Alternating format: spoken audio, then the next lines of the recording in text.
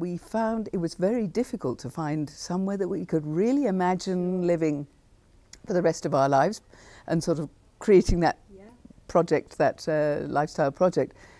2 years it took us in the end, and 120,000 kilometres coming out of Madrid and looking all over the place. And it was really, I have to say, when I discovered that I came up from the province of Aragón and Castellón, where we were looking at farms, and somebody mentioned these villages which weren't even called then the Comarca Mediterránea, that's quite new. And I drove around, I thought, this is so beautiful. And it's just an hour and a bit from the Mediterranean coast with all the sort of noise and development there.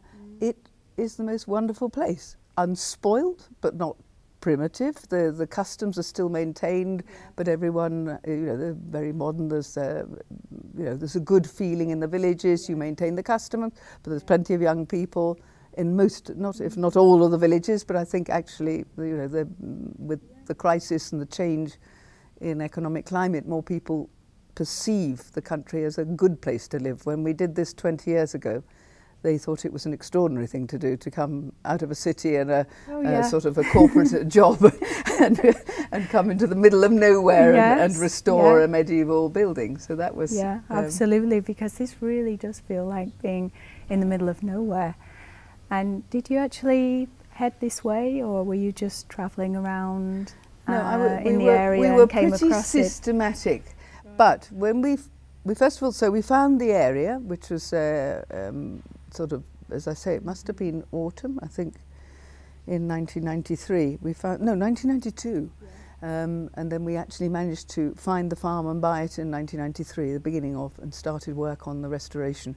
No, it was we discovered the area and then asking and asking. I mean, these days there are estate agents, I think no less than 3 or 4 possibly. In those days it was a question of actually asking around in the bars and the agricultural office until somebody said, oh, they're selling over. Yes, I know somewhere.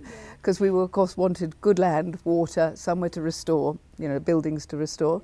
And of course the Torre del Visco offered us all that in this most beautiful valley. With the river down, the river Tastavines just down at the bottom of the farm. So that was the start.